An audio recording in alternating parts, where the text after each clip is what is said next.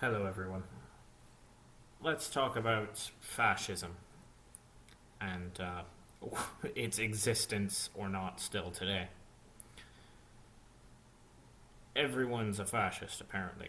As long as you don't directly agree with someone, they're a fascist or a socialist or a communist to some people. Now, this isn't everyone, because there are plenty of us that haven't fallen to this concept that everyone we don't like is the boogeyman, and that's good. But there are plenty of people that have, and many people who've never seen specifically a neo-Nazi. Now, there are certainly people who have seen the neo-Nazi parade and things like that have been set up in the past where they've done things like do little political actions. But a lot of people haven't even seen that. In fact, I would say most people haven't seen a neo-Nazi. But it's such a common excuse these days, especially since Trump's election, with the buzzword macaroni salad that has been thrown around of racist, homophobic, so on. Nazi is a part of that. Now, there have been other movements recently, like anti-sjw, who I'm actually quite surprised to see imported by America. But you have other things where it's a lot less surprising that they're calling people fascists. Like, what is it? The American Policy Institute. They're very similar in some of their rhetorics, but until they actually start trying to do things, I'm not going to call them fascists. Just like I'm not going to look at anyone and call them fascists, communists, anarchists, until they tell me to my face that they are one, or I see them do something that matches what they are. So I need a lot of proof. And I need a lot of proof for that because I was raised by a neo-Nazi. A very isolationist and a very odd, idealized neo-Nazi, but a neo-Nazi nonetheless. Now, I was raised by this family member, and I was brought up strictly in the ideology of the Nazis. Now, this version of the Nazi ideology was a very odd and a little out of place one, which kind of had been imported with seemingly some family lineage. Now, it was one where every race got their party and they went off to their own places and just fucked off and left each other alone. I was taught to never socialize and so on with people of other races because I could not trust them and they could not trust me. Now, these ideas didn't stick with me because I grew up speaking to people. I have a very big want to make friends, to find people, no matter who they are, that I can talk with and debate with. One of my better friends now is a weird communist who is one of those people that wants a giant supercomputer to run humanity in its communist utopia. Now, I find that ridiculous, but he doesn't, and the debates can get super heated, but are usually quite fun. But back to the Nazi parent. Now, I was raised to be a skin-headed, jackbooted, isolationist philosopher child. And part of that stuck with me, the philosopher bit. I quite like studying philosophy and philosophizing. I like to come up with ideas and philosophies, games and so on that create simulations of things and see how I can make things work. Now, that stuck with me. The Buddhism connection my parent instilled in me did not. I'm no Buddhist. I'm an agnostic. I'm waiting until I die, and then I'll find out what the end is. Now, overall, this was a very strict raising. I was raised very directly. Things still affect me today. If I'm requested by someone above me to do something, I might grumble, but it will always get done because it's drilled into me. Now,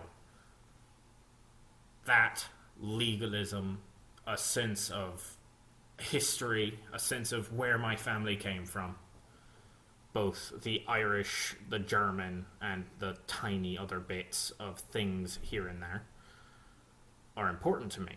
History is heavily important. But it's that same importance of history that has led me to not believe that the Nazis are going to rise again. I've looked at the world. I've philosophized. I've seen how people react to the concept of Nazis. Now, we're probably going to get something similar. But it's not going to be Nazis. Like, we may get an fascist or a kind of fascism reach power again, but it will not be the Nazis. We might get communism suddenly reach a new height, but it won't be the USSR's way of communism. Probably not even the current North Korean odd communism. Weird socio-nationalist communism of those factions. So, calling people communists is silly. Calling people socialists and Nazis and anarchists is silly. These are stupid titles these days.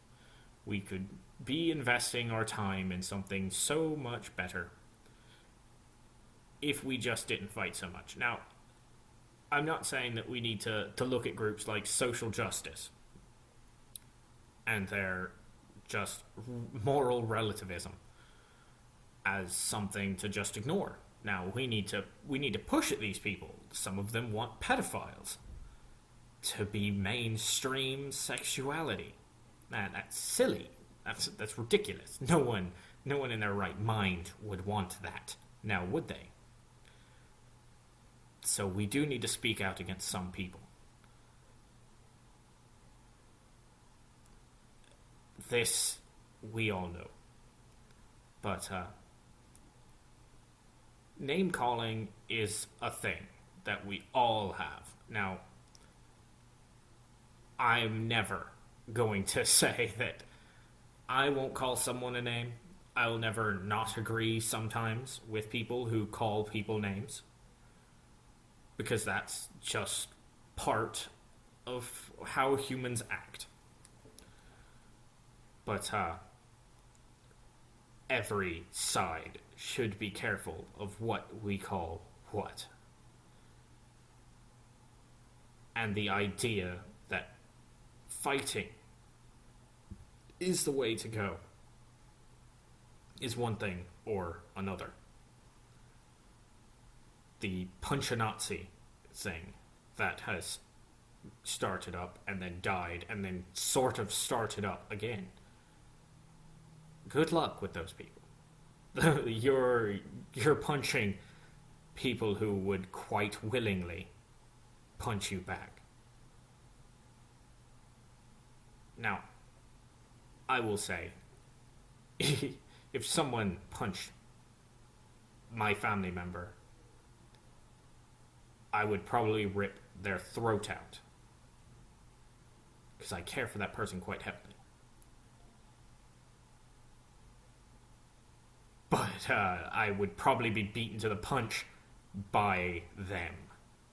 Now, this is, I'm going to keep talking, but this is a bit of a ramble, and I'm trying to do less and less of these because I don't find them to be useful.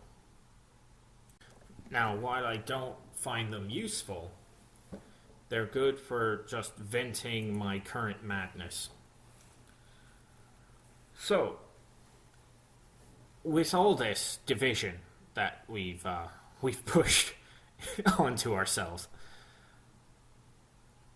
we've lost sight, in some cases, of who is human, which is all of us. Now, with this election of Donald Trump in America, I lost a lot of friends. More than I expected, actually. Because I did expect to lose a few every election. I lose friends. But this year, I lost a grand sum of friends. Now, I did lose some friends. I have one friend who is like a second mother to me. I care for her greatly, and her family greatly. I've not met them. She's an internet friend. Now, I care because I hate when good people are hurt.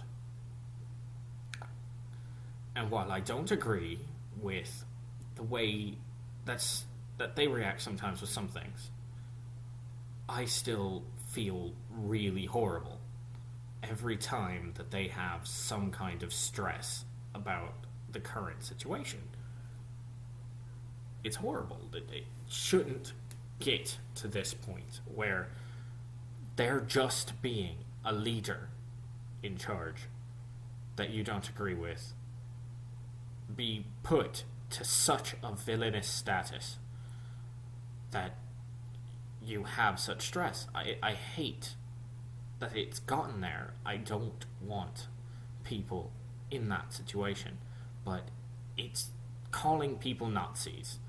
It's spreading these poisonous ideas that everyone against you is the devil, is the rebellion, is the evil empire that you must rebel and overtake. Because that's not the case. Everything is the same. Nothing's really changed. The party in charge has changed, but that's not everything. It's still a bureaucracy. It's still ridiculous in how complex and how thick the law books are. Nothing's changed, but it's still stressful, and that's painful. Now, I've got to work on another video for Scribelight's little homework bit. So I'm going to cut this here, and I'm going to fold this into a video, and then I'm going to make that real quick. And that'll probably come out in like 4 or 5 hours, because I'm lazy, and I kind of just talk to myself. If anybody listens to this, really, I hope you enjoy me just rambling.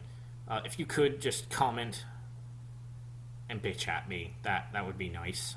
I would like some participation. Really, I'm going to put a kitten at the end of this. I hope you guys have fun. Talk with you later, I guess.